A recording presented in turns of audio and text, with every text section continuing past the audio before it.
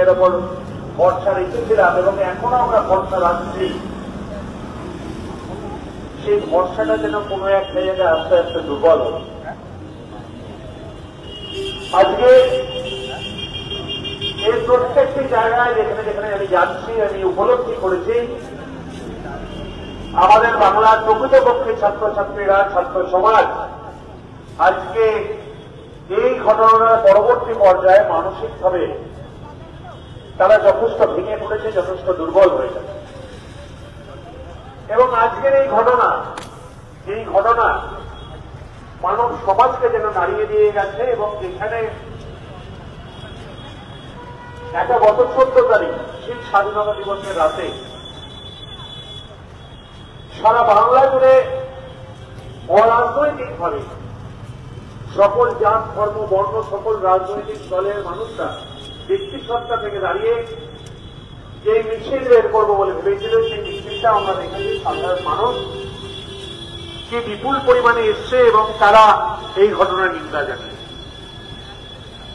কিন্তু এই সাধারণ মানুষের আন্দোলন সমাজের একটা অন্যায়ের বিরুদ্ধে এক আন্দোলন, যে অন্যায় ধর্ষণ করে খুন করার মতন পৃথিবীর আর ভিন্ন অপরাধ আর কিন্তু আছে কিনা আমি জানি না। যেই অপরাধে, এই খুনের ঘটনায় একটা মায়ের শুধু কোল খালি হল না, আপামর বাংলা তথা ভারতবর্ষের প্রত্যেকটি ভাই যার একটা কন্যা সন্তান রয়েছে, আমার মতন প্রত্যেকটি ভাইয়ের যাদের দিদি রয়েছে, বা প্রত্যেকটি বাবার বা প্রত্যেকটি পরিবারের যাদের বাড়িতে মেয়েদের কোনো না কোনো কাজে বাইরে যেতে হয়, তাদের জীবনে একটা দুশ্চিন্তার কালো মেঘ কেন ঘেটে দিল। বিশ্বাস করুন, ঘটনাটার শোনা এবং উপলব্ধি করার পর আমার মতন অনেকেরই নিশ্চিতভাবে নিজেদেরকে মান এবং ঘুষ সম্বলিত মানুষ বলতে নিজেদের ঘেন্না হচ্ছে। কিন্তু এমন এক অপরাধ, যে অপরাধটা আমি রাজনৈতিক অপরাধ বলবো না, কোন রাজনৈতিক দলের যে কোনো দলই হোক তার নীতি এত খারাপ হতে পারে না। কোন ধর্মের অপরাধ বলবো না, কোন ধর্মের, কোন জাতির, কোন বর্ণের মানুষেরই এটাকে সমর্থন করতে পারে না।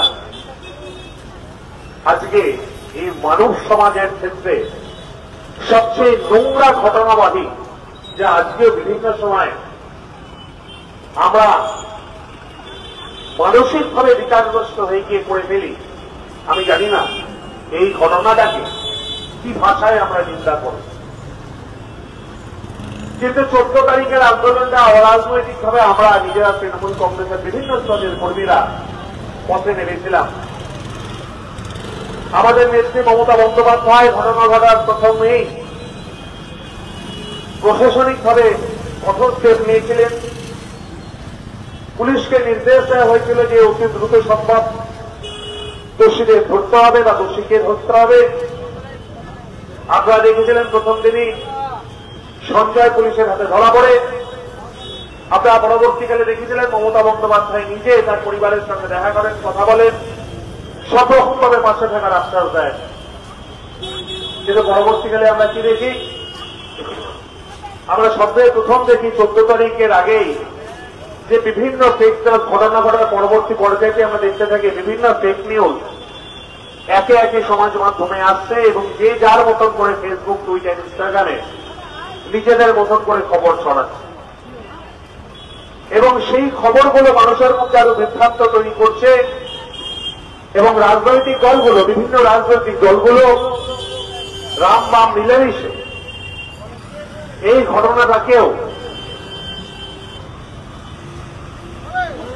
আর কি করে জাস্টিসের বদলে তাদের প্রধান লক্ষ্য হয়ে যায় রাজনৈতিকভাবে এই ঘটনার কাজে লাগানো। আমরা দেখতে থাকি সেই রাজনৈতিক দলের বিভিন্ন কর্মীরা বিভিন্ন বাংলাকে অশান্ত করার চেষ্টা করে। বিভিন্ন পদক্ষেপ যে সরকার আইন শৃঙ্খলা বজায় রাখার জন্য নিচ্ছিল, সেই প্রত্যেকটি ঘটনাকে তারা একে একে প্রত্যেকটি ঘটনার বিরুদ্ধচারণ করতে থাকে। মানে আমি যদি উত্তর বলি তারা বলে উত্তর নয় দক্ষিণ ভালো, আমি আজকে সরকার যদি পূর্ব বলে না পূর্ব নয় পশ্চিম ভালো, এমন করে একটা রাজনৈতিক অস্থিরতা এবং সামাজিক অস্থিরতা সৃষ্টি করতে থাকে। তারা এমন এমন ফেক নিউজ তৈরি করতে থাকে যেখানে সাধারণ মানুষের কাছে এই সরকার সম্পর্কে এবং তৃণমূল কংগ্রেস সম্পর্কে একটা ভুল ধারণা পোষণ হয়। প্রথমে বলা হলো যে সরকার থেকে নাকি বলা হয়েছে যে এটা নাকি আত্মহত্যা, তার পরিবারের লোকজন সেটাকে খণ্ডন করল। বলা হলো তৃণমূল নেতা বিধায়ক প্রাক্তন মন্ত্রী সোমেন মহাপাত্র ছেলে কোন এক মহাপাত্র নাকি এই ঘটনার সঙ্গে যুক্ত, রাত্রে ডিউটিতে ছিলেন। পরবর্তীকালে দেখা গেল হ্যাঁ কোন এক মহাপাত্র ছাত্র সেদিন অবশ্যই ডিউটিতে ছিল, কিন্তু এরকম ডিউটিতে আজকে করে আরো অনেকে ছিল। সারাদিনই 24 ঘন্টাই ডাক্তার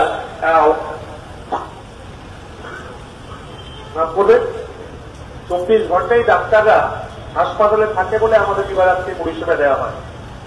আর তার সার্জেন মহাপাত্র বলে যে সেই সোমেন মহাপাত্রের সন্তান হবে বা সেই ঘটনার সঙ্গে যুক্ত, তার কোন প্রমাণ পাওয়া গেল না এবং তবু কমে। এই সকল ঘটনার প্রধান কারণ ছিল এরকম ফেক নিউজগুলো যেটা সরকারের বিপক্ষে মানুষের খুব জন্মায়। মমতা বন্দ্যোপাধ্যায় তার পরিবারের সঙ্গে দেখা করে একটা বক্তব্য রাখলেন। সেই বক্তব্যকে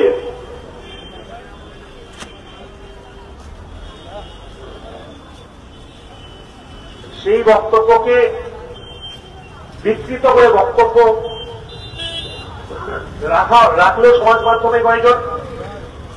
আমরা দেখলাম মমতা বন্দ্যোপাধ্যায় প্রায় 1.5 মিনিটের বক্তব্যটাকে কেটে ছোট্ট করে 15 সেকেন্ডে একটা বক্তব্যে রূপান্তরিত করা হলো এবং এমন ভাবে সেটা উপস্থাপিত করা হলো যেন মমতা বন্দ্যোপাধ্যায় বলেছেন এই খুন করে ধর্ষণ করার জন্য 10 লক্ষ টাকা দিয়ে দিয়েই তিনি তার দায়িত্ব সামলাচ্ছেন। কিন্তু আরোটা ব্যাপারটা সেটা নয়। আজকের এই মানুষকে খেপিয়ে তোলার, মানুষকে ভুল বোঝানোর যে রাজনীতি রাম এবং বামরা মিলে করছে, আজকে আমরা এর বিরোধিতা করি। শুধু বিরোধিতা করি নয়, আমরা কিন্তু 8-5টা রাজনৈতিক দলের মতন এই দাবি করছি না যে দফায় এক দাবি এক মুখ্যমন্ত্রীর পদত্যাগ, এই ছড়া করে আমরা কিন্তু শুধুমাত্র মুখ্যমন্ত্রীর পদত্যাগ চাইছি না। কেন আজকে যদি আমি মুখ্যমন্ত্রীর পদত্যাগ চাই, আজকে এই বাংলা জুড়ে শুধু নয় ভারত জুড়ে যে এতগুলো ঘটনা ঘটেছে, এই সবকটা ঘটনায় তো মুখ্যমন্ত্রীর পদত্যাগ দাবি করা উচিত। এই এতগুলো ঘটনায় তবে কেন বিজেপি রাম বামরা মিলে যে চক্রান্ত করছে, কেন তারা মুখ্যমন্ত্রীর পদত্যাগ চাইছে না? কারণ এইখানে বিজেপি সরকার আছে। যেখানে বিজেপি সরকার আছে সেইখানে সে দায় মুখ্যমন্ত্রীর হয় না। যেখানে বিজেপি বিরোধিতা করছে যে সবচেয়ে বেশি, সেইখানে এই ঘটনার দায় মমতা বন্দ্যোপাধ্যায়ের হয়। আজকে আপনারা যদি তথ্য নিয়ে দেখেন, আপনাদের কাছে যদি তথ্য তুলে ধরি, আমি আপনাদের কাছে প্রকৃতপক্ষে তথ্য তুলে ধরে বলতে চাই। তবে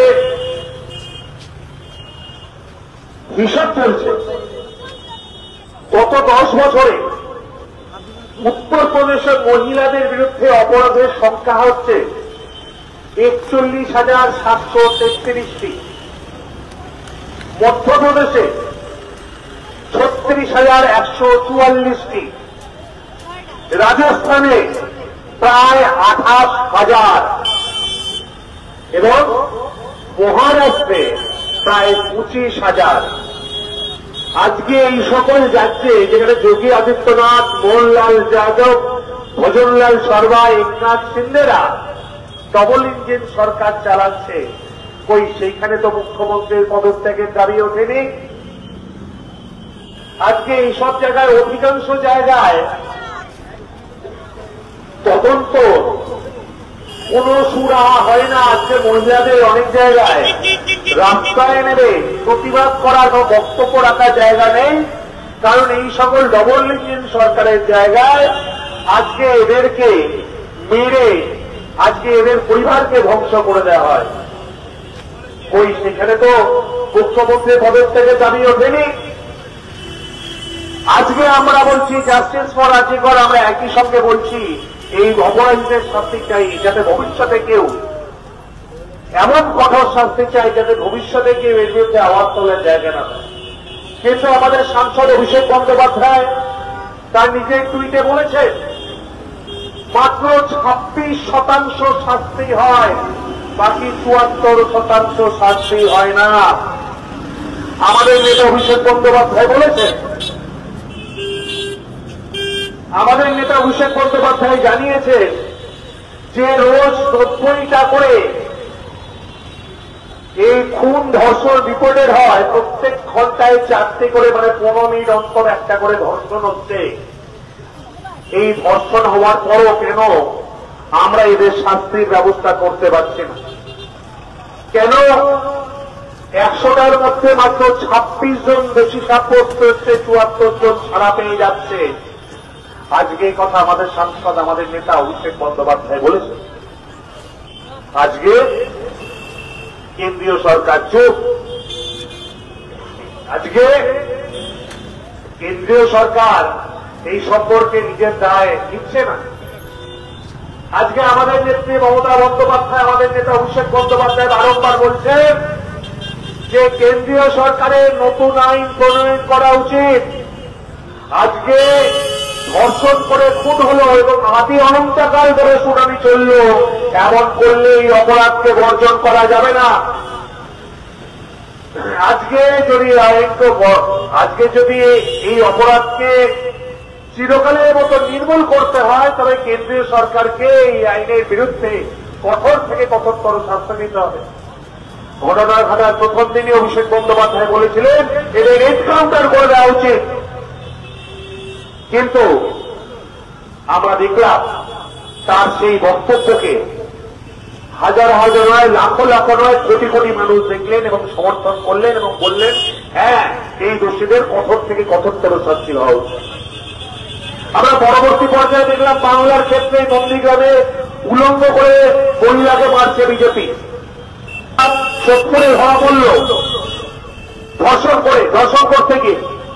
ওই বিজেপির বিরুদ্ধে তো আওয়াজ তুলছে না। আজকে তার ছায়া সঙ্গী বাম, এড়িয়ে তো আওয়াজ তুলছে না।